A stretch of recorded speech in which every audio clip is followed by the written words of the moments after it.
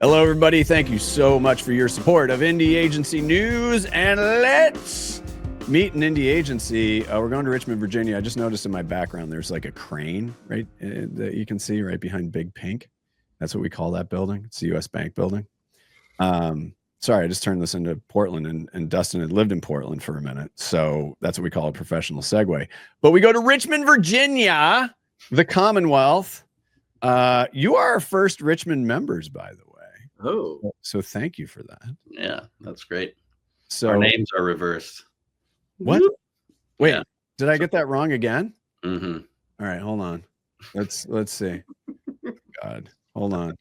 Did I do that again? No, I think you forgot to do it. It's all good. No, it's story of my life. Story of my life. All right, so should we just put the elephant in the room about the three of us? That all of us worked for the Martin Agency at one point? Yep. Okay. It's a reunion. Yeah. Right. It's the Martin Agency reunion tour. That's all we need to say about that. But let's do this. Give us a little bit, obviously all of us have the Martin thing, but I'm curious about how the agency got started. So give us a little bit of the backstory so that we can understand how you got kicking off.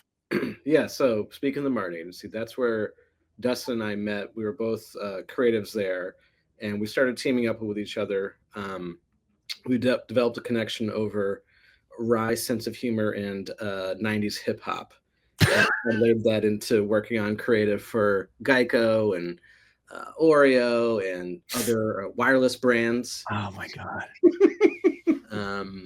Of various sizes. Right. Of the discount variety. Yeah. So we worked really fast together, and we had synergies, if you want to be professional about it. But you can say that. We asked lots of questions in briefings and meetings, and just try to get to the soul of the work that we needed to create. And then when it was time to make work, we were just very fruitful in how fast we worked together and how many ideas we could generate. So we just developed a connection in that way. Yeah, and having seen the machine up front and in person and all that stuff, getting that system down is really important. So, but here, let's do a Geico quiz. Pound for pound, the best Geico ad in history. And again, pound for pound. So you'd have to say the squirrels one, even though it's been dated now, but that lasted for 20 years. Right. And established them as a humor brand against all the others. It's not as funny now, but right. But back then, in the 90s, we were high-fiving over it. Probably the little squirrels. My favorite is Auctioneer. Oh yeah, the grocery store. I don't think the squirrel is my favorite. I do think there was a run of like Speed Racer and Tiny House, so good, really irreverent ones that were just like pop culture setting and influencing. And they weren't like templated like a lot of stuff can be. Little Richard and James Lipton. Oh yeah, well, and here's the thing too, is that so we're all jaded motherfuckers, I guess, for lack of a better term. That wasn't professional. So that's all me. The late great Mike Hughes did a presentation about story building, and that was a big deal at the Martin Agency. And me, the jaded person, I was leaning in and soaking in every second of that, because it wasn't simply a brilliant presentation. It was a brilliant way to approach the work, because there were so many, I think there are a lot of constraints that are self-imposed, if that makes sense. So if we're talking about creative work, sometimes we forget to work the margins a little bit. So, it just sounds like that that was a good training ground, I guess, for lack of a better term. So, and then you decided to kick out and do your thing. Yeah, I'll add there too. It was cool because sometimes you have a set partner and that's all you work with, and you work on like one brand. I think it's probably the most efficient way to do billing, the hours and stuff. But back then I worked with lots of writers as an art director. You're in lots of rooms, you're working with 20 writers in 1 year, and you can really tell quickly who can you be yourself with, who can you be like, Yeah, that's fine. Like, you don't have to spend a minute like Right. trying to not hurt their feelings, you Right. know? The shorthand. Yeah, so we established that rapport. We kind of went off. He was at Arnold. I I didn't know that. was at Arts and Letters. We Right. both left to do freelance at around the same time. Mm-hmm. And then I was asked to help on a pitch when Anheuser-Busch acquired Devil's Backbone, and kind of with a ragtag team of freelancers, I love kind that. of displaced a few bigger agencies, and then shortly after that, I asked Justin to be my partner, and then we just started working with them. We realized that we could do this really well, and we started getting more work opportunities. We were going to do beer at first. Beer is very you have to be a really big level in beer to have budgets Mhm. that of Mhm. the kind that the Martin Agency and similar holding company agencies are used to working with. Right. And then so we focused on challenger brands because we loved Mhm. working on brands that had a point of view that didn't have to be everything to everyone. Right. Yeah. And so we just stayed in that pocket because we knew media ranges of a certain size were severely neglected in terms of the talent and the kind of work that a lot of the bigger guys get. So I love that point of view. That idea of neglect. That is, you win. You win the internet today. That is such a great point, because oh man, we're gonna have to unpack that a little bit later. We're gonna have a different conversation there. No, but I love your thinking. And so every agency has a list of stuff they're great at. What would you say are the top 3 that rise to the top for you thus far? Yeah, so we're creatively led. Think Mhm. about like Goodby and Silverstein, Wyden and Kennedy. There's a handful of agencies that started out with creative leaders, and what you get with that with us is that we're in there from the beginning. We don't have like a separate CSO who goes in their ivory tower and conjures up insights, out of nowhere. We're working with a strategist, and we're biasing the work towards like fruitful ideas that could last forever. Right. So the first thing would be like creatively led strategy. The insights are going to be something that's going to be bountiful and not just cool sounding or clever. It's going to Mhm. lead to great work. yeah, to jump in there, sometimes a strategy looks great on paper, and when that's the end deliverable in your ivory tower, you're like, look how brilliant we are. But if the Right. creatives are like, I don't know what to do with this innovative brief, I don't know what to do with this history brief, you might have put a nice spin on it on paper, but there's no way to make work out of this. So I think Right. we always look at things from like, yeah, that's all fine and good, but can it make good work? Right. Because good work works. And the way people perceive work is subjective, but what is objective is when it's good work, it endures. And that's really, really important. Let's talk about being independent. So why is that important? And all of us had a little time. We had to do timesheets. We had our time. Sure did. Get your timesheets in. Get your timesheets in. Thank God I was just one code at Martin Agency. So why is being indie so important to you? It's important to us because it allows us to have a deeper relationship with the clients that we serve. So they get decision makers, right away, as opposed to kind of a song and dance that you might get on pitches where you have a Mhm. senior team and then the team switched out. And we just love that quality control aspect of knowing exactly what's going on at the brands that we work on instead of getting it secondhand or filtered down through millions and millions of different voices.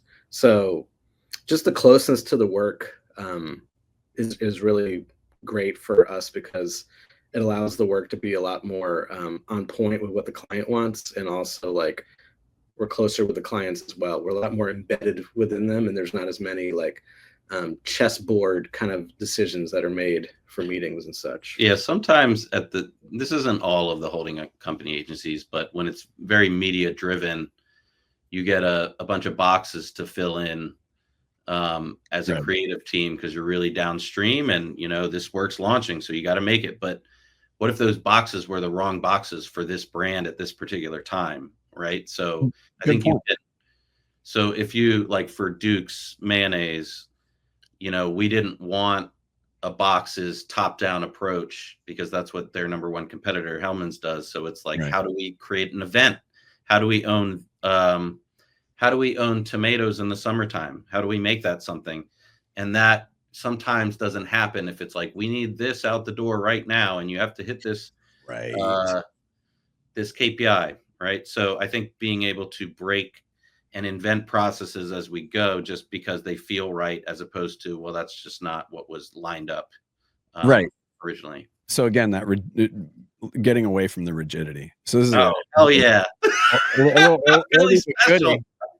Just a little oldie but goodie for the two of us. Oh my God, best play in NFL history right here. Go Birds! Go Birds! Go Birds! All right, let me get back to Oregon there. And Tom Brady dropped his, the best. I know. It's just when all was right in the universe. Yes. Sorry. Exactly. Sorry, Boston. Oh, I don't care. You did. Yeah, he says that now. No, the Duke's Mayo stuff, phenomenal. It's just it's so smart, sharp, doing all, it's ticking all those boxes that you said that are boxes that a marketer may not know they need. That's the thing. A CMO may be working things a certain way, but for you to be able to come in, to be able to finesse your process and to be able to be responsive yet also patient, and I think the one of the most underrated traits of anybody in this business is restraint. Mm-hmm. And so it's one thing to go ahead, but it's another when you have to identify this is the time to pull back a little bit and just to think, is this the right way to go with this? So I would think as a marketer, to be able to have something that has clear structure, but also can be bespoke at the same time is awfully enticing. And that's called another professional broadcast segue into the next question, which is, what's the main reason a brand should work with you? They should work with us because we're passionate about challenger brands. We care about outsmarting brand behemoths. It's a line that we've developed in the last year to position ourselves against all the other. There's a new agency every single month, it seems like, coming out of nowhere. We work on challenger brands that have so much going up against them. They have huge, huge market leaders. They have economic challenges. They have so many other things. So they're going to get someone who's passionate, who's going to be courageous and, works like together with them instead of pushing an agenda on them.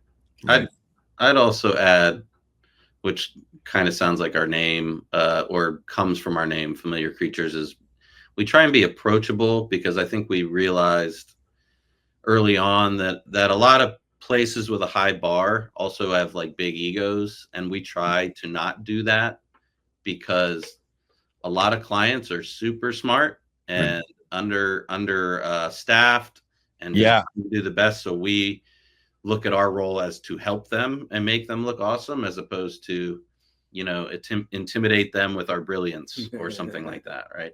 Well, now you're getting a little, no, I'm kidding. No, but there's truth to that. There's truth to that, because you're going to have a point of view. And how did that happen? Oh, dude, Anthony! This is just like a platform for you to do bits. Well, the last one from the Flyers is what, 76? So you better have a gritty coming up next. I don't have a gritty. I got to get a gritty. That's pretty good. No, but that is, and again, color of my hair, been around a minute. And so I love it when CMOs really appreciate that part where they're pushed, but pushed like on the creative side of it. Right. And so what you're saying about the like intimidation, because I always say, if you're a CMO and you're a brand, trust your agency. Mm-hmm. I know that that requires some letting go, and that can be really, really hard. But if you let go a bit you will be absolutely amazed at what your agencies can do. And yeah, that may not be their world and it can feel a little bit intimidating, but you said earlier, to be able to be walking in parallel, hand in hand in this, where it doesn't feel like it's, we're off on this little island and you're over there and then we'll meet and then things just go sideways. That it just, again, you have this process that you've been building, but also iterate, corporate speak word for you, which is great. I just, and that's common sense too. let's call it what it is. And the other thing too, is that what I've learned over the years too, is when a marketer or CMO gets a chance to learn from their agency, you're right, they get better at their job and they get more confidence, and then they're going to be able to go to their C-suite and be able to just keep moving and keep growing a business. So I love that. Speaking of growing, you love these professional broadcast segues. I'm telling you. You're a pro. Back when I lived in Richmond, WVGO. I mean, it was ask some of the old timers about that station. Let's talk about talent, whether they're full-time, whether they're freelance. Why should talent be putting your agency on their list? They're going to get a chance to grow and develop in a way they wouldn't at most shops, because they're going to work on so many parts of the business here. We don't have strict silos and sort of a hierarchical situation where juniors only do junior work and seniors only do senior work. You get to work on a little bit of everything. So you'll have a lot of work in your book, as long as you have great ideas at the end of every year. So you'll grow a lot. And then the other part is we care about your growth. So we're going to check in with you frequently, as opposed to like some kind of HR form that's filled out by someone and you maybe have a 5-minute meeting that determines if you get a promotion or not, or a raise. We're going to meet with you, weekly, monthly, whatever it takes to keep you on a trajectory towards growing. It's something we learned pretty early on. It's really hard to find good managers in creative industries because people don't join creative industries to be a manager. So there's not many good role models, but in order to keep people around, and we're small and we're trying to compete with big guys, you have to have people buy in and know that you care about them and their growth. And that requires communicating with them, even when, I don't want to get into it, but like I can count on one hand in like I don't know how many years I was doing in the business, 16 or something before this, but on one hand, how many like one-on-ones I had with a creative director. And then they're like, they're kind of disinterested because that's not what is getting them the next job. Right. But as owners, we need the best talent to want to get better, to know we care.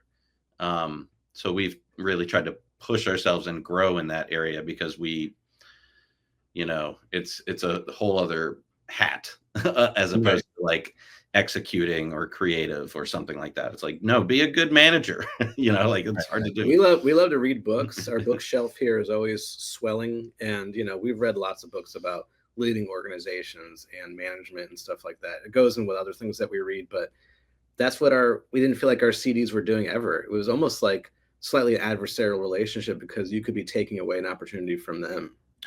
Oh, right. That's a good point. Good point. All right, buy request. There you go. Hell yeah. Look at you. He's so good. I like that he's right over his shoulder like a parrot. He's almost the bunny ears. It tracks. It very much tracks. The parrot of Gritty. I am Gritty's. That's his Ed McMahon. Dated reference lost on younger viewers. Meta. Dude, that you just dropped. They did. Oh my God. All right, so clearly we need to do a 90s show. Fucking hell. Oh my God, so great. So good. Brief aside, sent a cameo to a friend of mine. It was John Lovitz, and all he said is, "Checks in the mail." John Lovitz is the treasure. Yeah. We've done some cameo dabbling. Oh, it's the best. Oh no, yeah. Well, the top 40 winners that we had last time, I got one with Dougie Doug. Yes. And Mm-mm. the problem was the Flip video Oh, and the yeah. audio weren't synced. So he's like, yeah, it was something went sideways. I was like, you know what? I'm not going to complain. Not going to. Different world. Yes. Yeah, I was trying to place them. Let's see. Cool Runnings as well. Yes. Oh, yes. I need to show that to my kids, You're dead, actually. man. It's a classic. Yeah, you know what I might show my son is Club Paradise, vastly underrated. Ooh, I don't know if I remember that. Yeah, I'm one. trying to think of all like Twiggy. the Goonies era. You should just show him. Oh yeah. Yeah, here. A little You're side. gonna- We're very. Please look at that. Okay. Right. Yeah. Okay. Yeah. That all. Doug. A little MTV. Yeah. So we We have Thundercats and Garbage Pail This Kids is like over a- there, too. 80s themed. Yeah, over here. Let me see. If you want 80s themes, just get Kelly O'Keefe to come in. I love cats. Yeah. We kid because we care. Let's talk about whether you consider yourselves weirdos, misfits, or underdogs, or a combination of all of them. We're underdogs. Yeah, at this stage in our development. I think we started out as misfits, then we graduated to weirdos, and now we're underdogs. We're competing against Unilever. We're competing against Planet Fitness, against huge brands. They're seeing us in sales presentations. They see the brands that we work on in sales presentations, and they get pissed off. And we're outdoing them right now, but we're not doing it by just being like goofballs. We're doing it by thinking about business challenges. We care about soybean sustainability. We know about all the things going on, the intricacies of the businesses that we work on. So yeah, we're more underdogs at this stage. Yeah. Making those big guys look over their shoulder like, what is this? And then you see some of the moves are just trying to squash efforts that we do, and that means it's working. So yeah, no, I like that. I like that. We know about MULO now. We know about sales velocity. Big MULO guys. Yeah. Well, you know, the thing about this, so I look at you, I look at like a Party Land. Mm-hmm. I look at I look at Pereira Odell, I look at Curiosity, and I mean, I'm like, fortunately we're over 200 member agencies now, so thank you for your support. But like seeing who might lean maybe a little bit more into comedy and more into humor, but underneath that, which I think is really important, because you said something that's really interesting. It's like, yeah, there's like that weirdo quotient to it, and it's like this is the way we do things. But underneath that is really wanting to go deeper into the business, to understand the business and why that approach will work, and why you're set up for the best opportunity for that work to be successful. So that's that's similar with all the agencies I just rattled off, where it's you don't do humor for humor's sake. You do it for growth. Yeah, and I think there's a deftness to not having work smell like strategy. So like the tip of the iceberg you see is the jokes or whatever, but there's a whole position, there's a strategy, there's like messaging, there's all this that goes into it, and it's the job of the creatives to not just telegraph your strategy and make it seem like corporate 101, right? So there's a lot happening. But yeah, at the end of the day, it has to be, I don't know. I think Justin and I both think that post 2008 recession, a lot of things got really serious, a lot of data driven, which was relied on too much, as opposed to, just thinking from the eyes of consumer. What do they want to see as well? So we like doing humor. We don't want it to be the only thing we do. But it is like a good sweet spot. We like creating visceral emotional responses. And that's humor is going to be obviously maybe the number one, but we want to make you feel something and not just go like, oh, valid proposition. Like that's not going to sell anything. Yeah, especially as we head into that's USP is Yeah, exactly. You head into this AI world we're going into, and hopefully the humans will have a better touch on creating emotion. Yeah. And smart CMOs, and there are a lot of them, know the balance between that. But they also know that people react to stories, and stories cannot be created. And I'm going to use a corporate speaking word, authentically with AI. They just can't. And that we as human beings are not designed to absorb that and feel anything. So if it's AI, it feels like a robot. So therefore, it becomes noise. It becomes neutral. The worst thing you want is neutral, and that's what it feels like. That's absolutely what it feels like. And humans react to human things, and we're just like the technology that we all purport that we need to. This is the future. No, being human's the future. Like, this is simply a tool, and they can be great tools, and there are a lot of really, really great AI tools, for example. But at the same time, it's the things that will always endure are the human things. So thank you for coming to my TED Talk. My book and CD will be available. Wait, we never talked about 90s hip hop before I get to the last question. Yeah, please do. CMOs really care about this. No. So what's your favorite? So just please freestyle. Favorite 90s hip hop?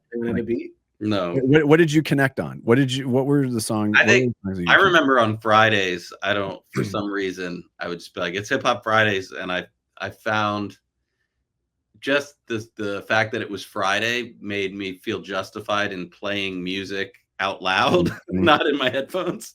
And then slowly, one by one, older creatives would leave the area. But Danny stuck around. Danny Robinson stuck around. We've had many discussions about that. Yeah. Danny's awesome. Danny and I got the fortune of being starstruck by Q-Tip at a very. He's my favorite. He's my favorite. In Beverly Hills, which is where you should see Q-Tip, I guess. And we were just like stammering. Winter Boulevard. Hello, Mr. Tip. Yeah. What is like your productions? Like, what can you say? But yeah, Tribe Called Quest, De La Soul, Wu-Tang Clan, Redman. Golden Age stuff. Busta Rhymes, J. Rue the Damager. Bus. Anything DJ Premier ever produced. Yeah, I've been listening to that Most Def, Black on Both Sides. So good. So good. I believe that's 99. It is the last of the 90s. So no, I worked in hip hop radio for 5 years. So, yeah, that's great. Yeah, it was life-changing in so many ways. All right, let's get to this question here. This is like officially not the longest Meet an Indie Agency interview we've done, and I don't care. Whether they are a current client or not, which CMO or marketer would you like to say hello to? Yeah, we have been wanting to get back into the candy confectionery world. Dustin worked on Mentos for years at the Martin Agency. Fresh maker. That's right. Yeah. I worked on Tic Tac as well, like right after that. And it was just refreshing. So like the first one that comes to mind is Perfetti.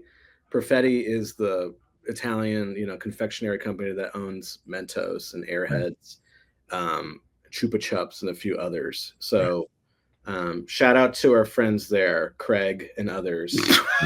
Naming names. Name dropping. I love that you name drop. We're like making a nice little roster here of keep going. We got mayo, we got burgers. We just won Pabst Light. You did. Yes, that is excellent. Congratulations on that. Thank you. We have a cookout right now. We also have a refreshing candy. Yeah, we got a cookout. We need candy. You need a bakery. Snacks, and then we got to go to Crunch for the gym after. So you need a whole suite of consumer goods and services. It's what humans need, Doug. You said it, Doug. Your stupid TED Talk. Humans and possibly like higher form apes. Like maybe Caesar from the Planet of the Apes series would be like, oh. There is something refreshing in something that is aware of what it is and doesn't get too highfalutin. especially after a lot of that kind of advertising's been out in the world. Yep. So there's certain categories that are just like, is this just a candy, man? You know, like there's strategy baked in and all that stuff, but it's like, oh, this is enjoyable, just like a snack is enjoyable, right? Not a Ferrero Rocher. That's an indulgence. Oh yeah, that is. Ferrero Rocher, indulge. That was on our table over here. Yeah, there you go. All right, gentlemen, this has been a blast. We've officially, you are the first one to hit 30 minutes, which is our Mendoza line. Thank you for joining us, and really appreciate you taking the time. And I'll see you in Richmond for sure. But best wishes. Keep going, and thanks again for being members. You got it.